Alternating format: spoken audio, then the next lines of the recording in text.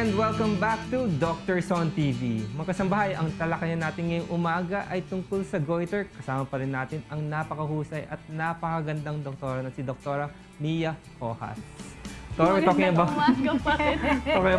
goiter, any enlargement of the thyroid gland. We also talked about problems sa function. So hyper, sobra ang trabaho ng thyroid. Hypo, kulang naman. Nabanggit mo, mas nakasasama sa katawan yung hyperthyroidism. Yan ang mas nakamamatay. Mas dangerous. Oh, ano bang mga symptoms ng hyperthyroidism? Ang hyperthyroidism, gaya nga sinabi ko, medyo madali silang mainitan, mabilis pumayat, no?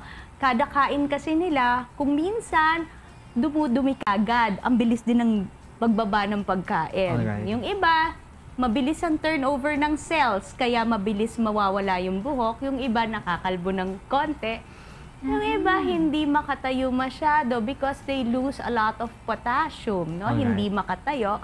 Yung iba, masakit-sakit yung katawan because of a lot of electrolyte problems. Aside from calcium at saka potassium, na aapektuhan din yung sodium. Marami po yung salts ng katawan na apekto. So in other words, yung mabilis mapagod. Mabilis mapagod. Also, dahil nga sabi ko, no, mabilis ang turnover ng cells, no?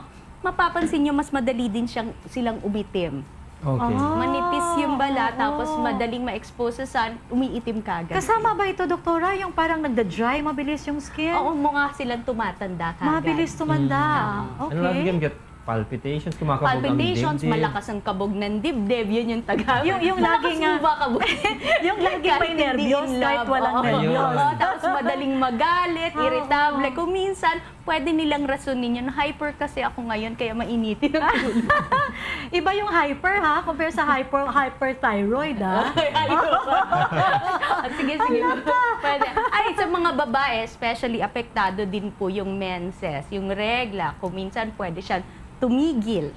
Okay. Kahit walang menopausal. Hindi, mga usually sa mga bata, hindi. Doktora, usually ba ano yung onset sa age naman ng mga Wala nag-hyper? Wala. Kasi halimbawa, pinanganak po sila na may So pwedeng tinatawag na batang-bata antibody. pa, meron ng hyper o hypo? Yes. Yun yung medyo mahirap gamutin pa yung mga bata, no? Kasi kung minsan akala nyo, mahirap i-diagnose pala. Kasi akala nyo magulo lang siya, ganyan. Tapos takbo kasi ng takbo kaya hindi tumataba. Yung pala hyper. normal. Ganon. Ano ba Ayun. mangyari pag pinabayaan natin ng hyperthyroidism? Bakit yung nasabi na mas nakamamatay ang hyperthyroidism? Pag pinabayaan po yun, pwedeng maapektuhan yung puso. Lumalaki po yung pusong yan. Tapos pwedeng magkaroon ng congestive heart failure dahil hindi na maibalik yung size ng pusong yan. Tapos also, pwedeng maapektuhan yung atay, no? Pwedeng magkaroon ng parang some kind of thyrotoxic hepatitis, no? Yung iba pwedeng naninilaw, nakakamatay po talaga siya.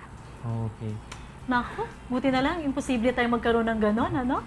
But it's a treatable condition, Doktora. Meron naman Madali tayong mga lang siyang treatments. i-treat. Importante, maaga siyang ma-recognize. Doktora, anong mga treatment for May hyper? tinatawag na anti-thyroid drugs, yung mga methimazole, strumazole, carbimazole, yung mga zole na yon, iniinom lang po yon. At first, yun po yung pinapainom natin kung halimbawa hyperthyroid. Pero may endpoint yan. Usually, 1 to 1.5 years, sesentensyahan mo na. Kung halimbawa hindi masyadong nagre-respond doon sa gamot, may choice ka. Pwedeng pa-operahin o pwedeng tinatawag na ablate. May iinumin ka lang na capsule, gamot, para matunaw yung thyroid gland, no? Yung tinatawag na radioactive iodine therapy. Para matunaw kasi ang thyroid ng isang hyperthyroid patient, epektibo po yan. Pag may natira pa yan, halimbawa, kalahati lang yung tanggalin, epektibo pa rin yung matitira. Dapat tanggalin yung buo. O kaya, patunawin. So pag nagkaroon ka ng hyperthyroid, lifetime yung treatment? Hindi, yung radioactive iodine, pag inablate siya, yung objective mo is to render them hypothyroid. Okay. Mababa. So, from Mababa yung sobra, production. From sobra, tunawin mo. tunawin mo para hindi Para na maging talaga. kulang naman Kaso, siya. mas okay. Kaya sinasabi nating mas safe pa yung maging hypothyroid kasi mas madali lang gamutin ng hypothyroidism. Alright. Iinom ka lang ng thyroid hormone mo. Whereas, yung hyper, kailangan ka mag-follow up sa mga doktor lagi dahil may gamot kang iniinom. Ang mga gamot na to, pwedeng may side effects din. Okay. Unlike yung thyroid hormone, i-a-adjust mo lang. Okay. So, si So, Simon, grabe yung doktora, management. it's better to be hypothyroid than Than hyper. For hyperthyroid. those who are hyper, mas Oo. magandang i-render mo na silang hypo Oo. as a endpoint. Okay. So, pag hypothyroidism naman, ano naman yung mga nararamdaman ng patient? Pag hypo, madalas parang masakit yung katawan, pero that's non-specific. Hindi masyadong madaling tunawan ng pagkain, madaling tumaba, nagmamanas, mabagal ang pagtibok ng puso. So parang, halimbawa, akit lang sila ng hagdanan, pagod na rin sila. Pareho lang sila nung hyper na Mabilis pagod na pagod, agad. oo. Kaso nga lang ito, dahil ang bagal ng puso niya, hindi nakaka-cope up sa mga activities na mabibilis, kaya mas madali silang mapagod. Katulad din ng hyper, parang nauubos yung buhok, no? Pero sa mga hypo, brittle siya, madali siyang maputol. No matter how much rebonding you do, hindi talaga kikintab. Yun. O, At kahit saka na maglagay manas, ka ng treatment. manas sila, madaling magmanas talaga.